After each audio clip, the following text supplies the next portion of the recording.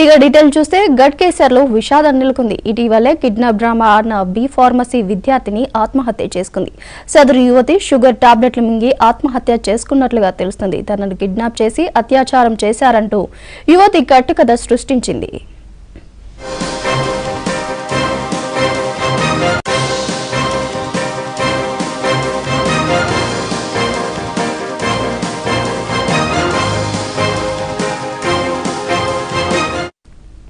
ఇటీవల kidnap drama ఆడిన B pharmacy విద్యార్థిని ఆత్మహత్య చేసుకుంది. సదరు యువతి సోమవారం రాత్రి నిద్ర మాత్రలు మింగి ఆత్మహత్య చేసుకున్నట్లుగా తెలుస్తుంది.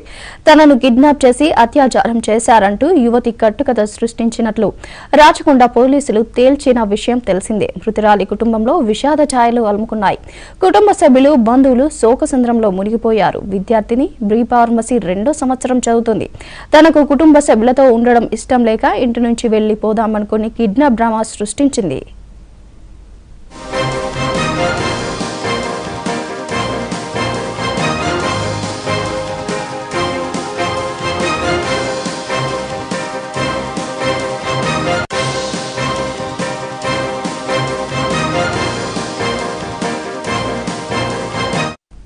ఫిబ్రవరి 10వ తేదీన తాను కిడ్నాప్ కు గురయ్యానని, అత్యాచారం చేశారని బి ఫార్మసీ విద్యార్థి మొదట తల్లికి ఫోన్ చేసి చెప్పింది.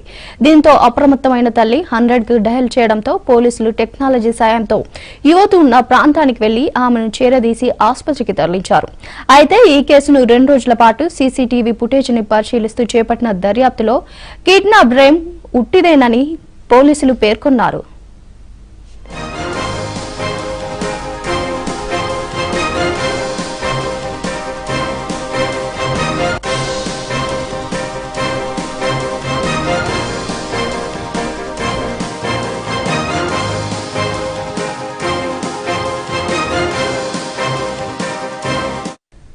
పోలీసుల దర్యాప్తులో భాగంగా రాంపల్లి చౌరస్తా నుండి అన్నోజీగూడ వరకు ఆటోలు నడిపే వారందరినీ అదుపులోకి తీసుకున్నారు. విద్యార్థి చెప్పిన ఆనవాళ్లతో కూడిన కొంతమంది డ్రైవర్లను విచారించారు. ప్రధాన నిందితుడు తిరిగిన ప్రాంతంలో సీసీటీవీ ఫుటేజ్ను పరిశీలించారు పోలీసులు. యువతి చెప్పిన సమయానికి ఆ అనుమానితుడు ఓ మల్టీప్లెక్స్ కు వెళ్లినట్టు, ఆ తర్వాత స్నేహితుడితో బార్ అండ్ రెస్టారెంట్ కు వెళ్లినట్లు తేలింది. ఇలా దాదాపు 100 సీసీటీవీ కెమెరాలను ఫుటేజ్ చూసి సీన్ రీకన్స్ట్రక్షన్ చేశారు పోలీసులు. అప్పుడు విద్యార్థిని ఎవరూ కిడ్నాప్ చేయలేదని, ఆమెను నడుచుకుంటూ తిరిగిందని గుర్తించారు.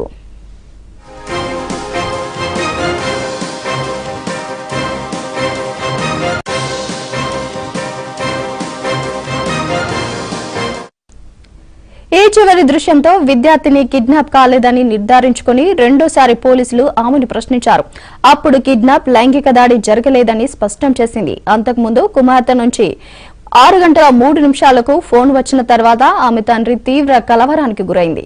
ఈ విషయాన్ని తన బంధువులకు చెప్పడంతో వారు 6 గంటల 29 నిమిషాలకు 100కు డయల్ చేశారు.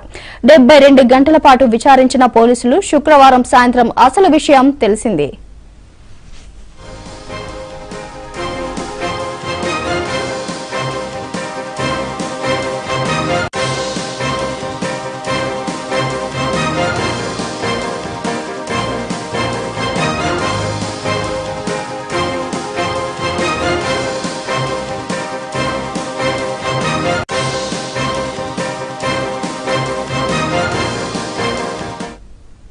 ఇక గట్కేసర్లో డ్రామా అన్న యువతి ఆత్మహత్య చేసుకున్నట్లుగా తెలుస్తుంది. ఇక దీనిపై మరింత సమాచారం మా ప్రతినిధి రాకేష్ అందిస్తారు. రాకేష్, చెప్పండి. ఆమె మృతితో కుటుంబ సభ్యులు శోక సముద్రంలో ఉన్నట్లుగా తెలుస్తుంది. ఆమె ఆత్మహత్య చేసుకోవడానికి కారణం మానసిక వేదనేనా, ఇంకేమైనా కారణాలు ఉన్నాయా? ఓవరాల్ గా అప్డేట్ ఏంటి? కొద్ది రోజుల క్రితం గట్కేసర్లో కిడ్నాప్ నాటకబడిన బి ఫార్మసీ విద్యార్థి కొద్దిసేపటి క్రితమే కూడా ఆత్మహత్య చేసుకున్నట్టుగా సమాచారం అందుతుంది.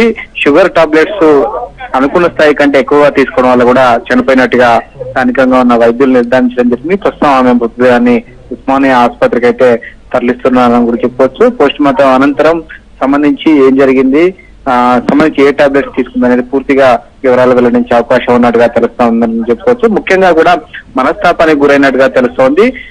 కిడ్నాప్ కు సంబంధించి నాటకం ఆడిన తర్వాత పోలీసులు అనేక సార్లు కూడా విచారించడం, ఇంట్లో తల్లిదండ్రులు అలాగే కుటుంబ సభ్యులు కూడా ఎందుకు ఇలా చేసామంటూ కూడా అనేక సార్లు ప్రశ్నించడం, అలాగే ఇరుపొరుగు వాళ్ళందరూ కూడా ఆమెను కొంత ఏదో తప్పు చేసామనే భావంతో కూడా చూడడం వల్ల కూడా ఆమె మనస్తాపానికి గురైనట్టుగా తెలుస్తా ఉంది. అందరూ తనను ప్రశ్నిస్తున్నారు, తనని ఇబ్బంది పెడతారు భవిష్యత్తులో, ఈ అంశాన్ని కూడా తన జీవితంలో ప్రతిసారి కూడా చర్చకు వస్తుందనే భయం అయితే అమ్మాయిలో ఉన్నట్టుగా కుటుంబ సభ్యులు చెప్తున్నారు.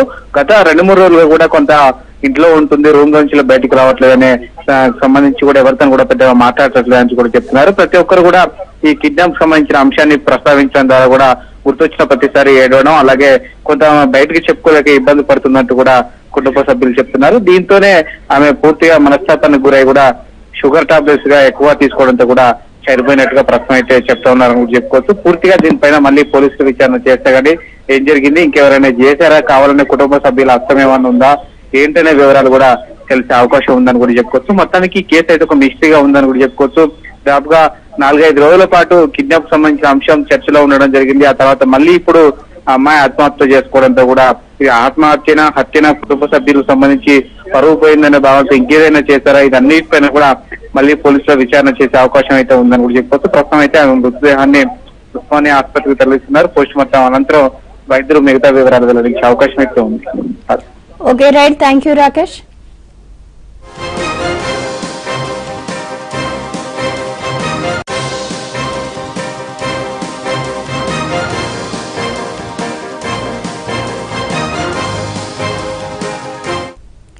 గట్కేసర్లో విషాదం నెలకొంది. ఇటీవలే కిడ్నాప్ డ్రామా ఆడిన బి ఫార్మసీ విద్యార్థిని ఆత్మహత్య చేసుకుంది. సదరు యువతి షుగర్ టాబ్లెట్లు మిగి ఆత్మహత్య చేసుకున్నట్లుగా తెలుస్తుంది. తనను కిడ్నాప్ చేసి అత్యాచారం చేశారంటూ యువతి కట్టుకథ సృష్టించిన విషయం తెలిసిందే.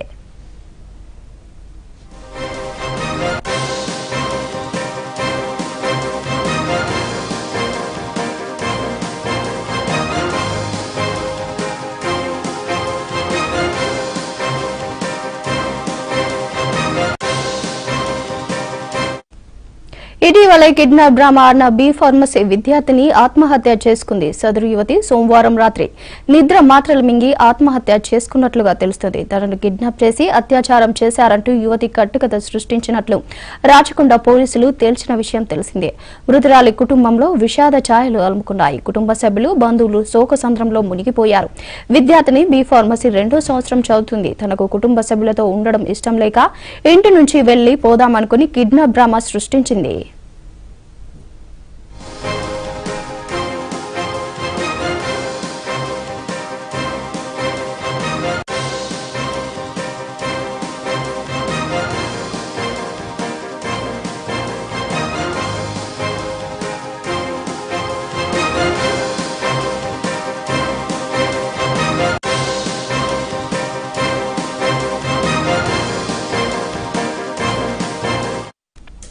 ఫిబ్రవరి 10వ తేదీన తాను కిడ్నాప్ కు గురయ్యానని, అత్యాచారం చేశారని బి ఫార్మసీ విద్యార్థి మొదట తల్లికి ఫోన్ చేసి చెప్పింది.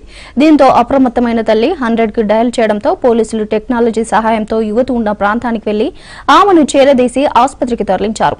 అయితే ఈ కేసును 2 రోజుల పాటు సీసీటీవీ ఫుటేజ్లను పరిశీలిస్తూ చేపట్టిన దర్యాప్తులో కిడ్నాప్, రేప్ ఉట్టిదేనని పేర్కొన్నారు పోలీసులు.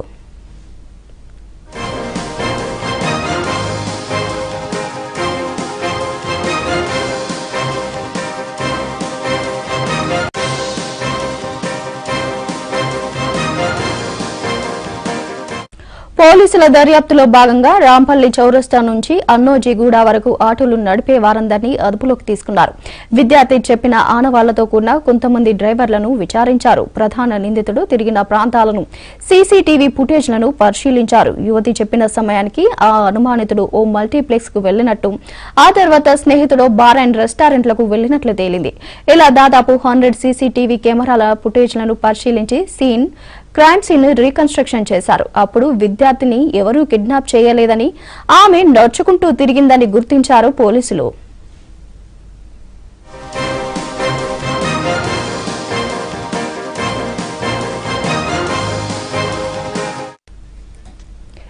ఇక గట్కేసర్లో కిడ్నాప్ అండ్ అత్యాచారం డ్రామా ఆడిన యువతి ఆత్మహత్య చేసుకున్నట్లుగా తెలుస్తుంది. ఇక దీనిపై మరింత సమాచారం మా ప్రతినిధి శశి అందిస్తారు. శశి, చెప్పండి, విద్యార్థిని ఆత్మహత్య చేసుకోవడానికి ప్రధాన కారణాలేంటి? ఓవరాల్ గా అప్డేట్ ఏంటి?